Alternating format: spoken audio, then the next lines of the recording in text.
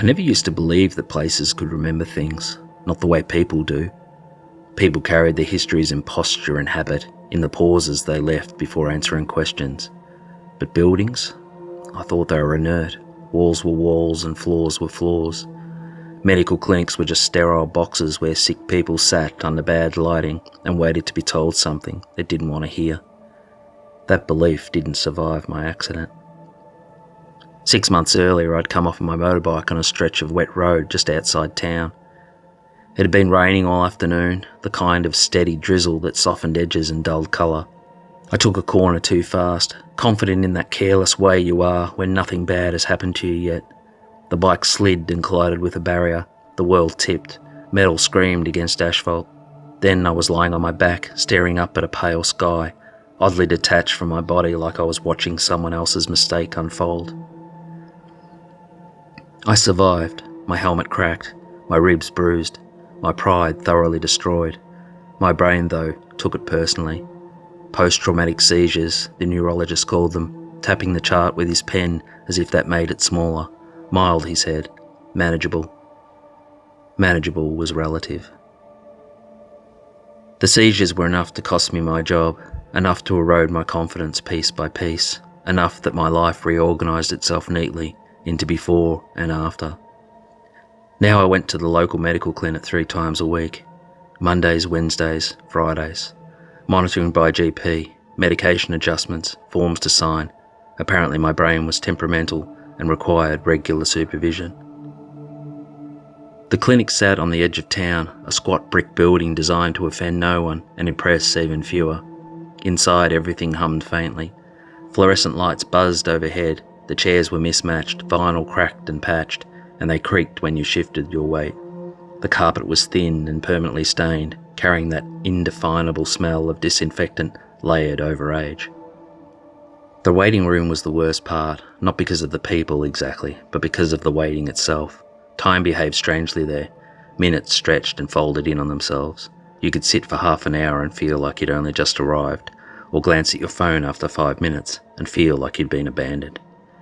And then there was the hallway. 8 doors ran down its length, each neatly numbered, each leading to something known. Rooms 1 through 7, room 8 for physical therapy and visiting specialists, and at the very end, set slightly apart, a door that always seemed darker than the rest. Room 9. I noticed it early on, in the way you notice a missing tooth with your tongue. It was never open, never in use. No one was ever called from it. The nurses didn't mention it, not even casually. It simply existed, absorbing light as though it had no purpose, other than to be avoided. I told myself it was storage, or under renovation, or something temporarily out of service that no one had bothered to label properly. People overlooked things like that all the time. Still, my eyes always found it. The day it changed was a Wednesday. Hot outside, cold inside, the kind of temperature shift that prickled your skin before you consciously registered it. The waiting room was unusually quiet. No crying children, no hacking coughs, just the low murmur of a radio in the corner, struggling to find a station. I was scrolling through my phone when I noticed the woman sitting 2 seats away from me, elderly though not frail. She wore a brown knitted cardigan that looked handmade, the wool slightly pilled from years of wear. On her hands were mismatched mittens, one red, one grey, both thick, both clearly knitted by someone who knew what they were doing. She smiled at me, not brightly, just gently. "Cold in here today, isn't it?" she said. "Yeah," I replied, rubbing my arms. "Too cold, really. Feels uncomfortable." "It always does," she said. Her voice was soft, worn thin by time but not unpleasant. "Places like this, they keep the warmth out." Something in the way she said it made me look at her properly. Her face was lined but not harshly. The lines around her eyes looked earned, carved by sun and years rather than bitterness. She breathed shallowly, a faint tremor in her chest that suggested effort. "I'm Evan," I said, mostly to fill the quiet. "Mara," she replied. "Mara Clay." We talked in the way strangers do when they both resign themselves to waiting. Small things at first, the weather, the roadworks on the highway. Gradually, without either of us quite deciding to, the conversation deepened. Mara lived alone, she told me, on a small property outside town. A hobby farm, once. Now mostly land and quiet. No children, no siblings, no one dropping by to visit. It gets quiet out there, she said, staring at the floor as if she could see the distance stretching beneath it.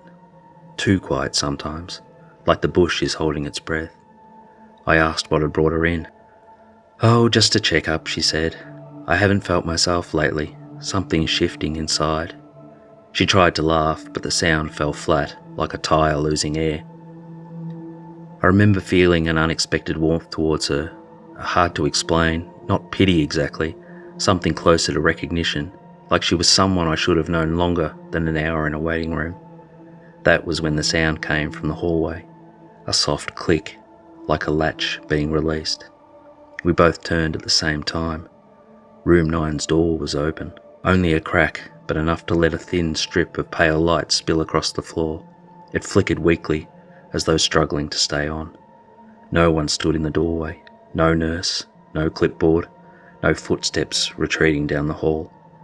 Then a sound drifted out, not a voice exactly, more like a breath shaped into meaning. Mara. It was low, dry, as though the word had been assembled without fully understanding how speech worked. Mara stiffened beside me. Even the radio seemed to quiet, the static thinning out. That's me, she said. Nothing about the situation made sense. No one had come to fetch her, no one had announced themselves, just that whisper slipping through the door like wind. Are you sure you want to? I started. She was already standing, smoothing her cardigan, tugging her mittens tighter. It's my turn, she said. They're waiting. They? I echoed. She didn't answer. Mara walked down the hallway toward room 9. The door creaked wider as she approached, the light fluttering like a candle about to go out. She stepped inside, and the door closed softly behind her.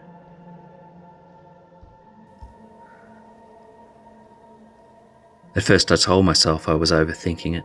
Clinics were busy places. Maybe there was a doctor I hadn't seen before. Maybe they were short-staffed. 10 minutes passed, then 20. New patients arrived. Others were called back. I scrolled through my phone, refreshing apps without reading anything, trying to act normal, but every few minutes my gaze slid back to the hallway. The light beneath room 9's door flickered softly, like it was dying. Then I heard it, a faint humming from behind the wall, low, almost vibrating. It wasn't loud, but it had weight to it, a physical presence. I felt it in my teeth, like standing too close to a power transformer. After 40 minutes, unease tipped into something sharper. I stood and went to the front desk. Linda was there, the receptionist who'd checked me in more times than I could count. Linda, is there a new doctor working today? I asked, keeping my voice light. Someone using room 9? She frowned. Room 9, she repeated. No, love, that room's not in use. But someone called a patient in there, an old lady, Mara Clay. She checked her computer, flipped through the sign-in sheet. Only 17 patients today, she said. No one named Mara. She was sitting right next to me. Linda gave me that careful look, concern softened by professionalism. Are you feeling all right, Evan? For a moment, doubt crept in. A seizure I hadn't noticed, lost time, a gap. Then I remembered Mara's smile, her voice, the way she'd spoken about the bush holding its breath. No, she was real. I didn't answer. I turned back towards the hallway, walked along it. Room 9's door stood closed at the end of the hallway, the number slightly crooked on its plaque, the fluorescent light above it flickering in a way I hadn't noticed before. For a moment I wondered if I'd imagined it being open at all. Clinics were like that, full of rules, routines, expectations. Doors stayed shut for a reason. Privacy, procedure, order. I stood there longer than I realised, staring at the handle. There was a correct way to behave in places like this. You waited. You didn't knock unless invited. You didn't open doors that weren't meant for you. Every sign in the building seemed to hum that understanding into your bones. But Mara hadn't come back out. I raised my hand, hesitated, then knocked, softly at first, the way you do when you're half hoping no one answers. The sound felt wrong in the narrow hallway, too loud, too final. Nothing. I knocked again, Harder this time. My pulse picked up, the silence stretching tight around the sound. "Mara?" I called, my voice lower than I intended. "It's Evan." No answer, no movement, not even the sound of something shifting inside. For a second I considered walking away, telling myself this wasn't my business, that clinics had procedures and I wasn't part of them, that if something was wrong, someone else would deal with it. But the humming had started again, faint, almost polite, vibrating through the wall, through my teeth, and I realised with a sick drop in my stomach that whatever was happening wasn't waiting for permission. I wrapped my hands around the handle. It was colder than it should have been. I pressed it down and pushed. The door resisted at first, just enough to make me think it might be locked, then gave way with a quiet scrape against the floor. Cold air spilled out, brushing my ankles like something alive. I stepped inside. The room was empty. No bed, no equipment, no chairs, just bare walls and a dusty desk pushed against the far corner. The air was cold enough that my breath fogged faintly. The humming was clearer here, as if the room itself were connected to something that didn't belong in a clinic. There were no other doors leading from the room. On the floor near the desk lay a single woolen mitten, grey, frayed at the cuff. Mara's. I crouched to retrieve it. I backed out slowly, the way you do when you don't trust what's behind you not to move. Only when my fingers began to ache did I realise I was gripping the mitten with all my strength. The hallway felt thinner now, stretched. A nurse passed me and asked if I was lost. I paused, then words fell from me in a confused torrent. I described Mara, her cardigan, her mittens, her disappearance.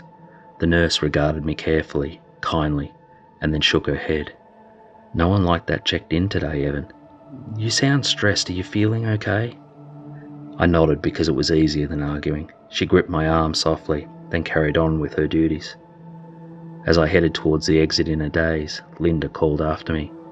"Evan, if you're worried about someone, you can leave a message on the community board. You never know." I don't know why I stopped. Maybe I needed something solid, something ordinary. The notice board was mounted beside the doors, its cork surface barely visible beneath decades of accumulation. Paper layered over paper, corners curling, staples rusting, garage sale notices, birth announcements, handwritten signs advertising surfboards and golf clubs. A reminder about the church fete from 2 years ago, still pinned, still waiting. A small archive of things once important. I was turning away when I saw it near the bottom. A yellow newspaper clipping wedged between a pamphlet for flu shots and a business card for water tanks. An obituary. Myra Clay. Passed away 8th of August 2015. Survived by no family. Private burial. Nearly a decade ago. The mitten felt heavy in my hand. Mara. I don't know if I said it aloud or if the building did. Behind me, a door clicked softly. I didn't leave a message on the board. There was no point. I didn't tell Linda what I'd seen in room 9. I stepped outside into the afternoon heat. Cars passed. A magpie called.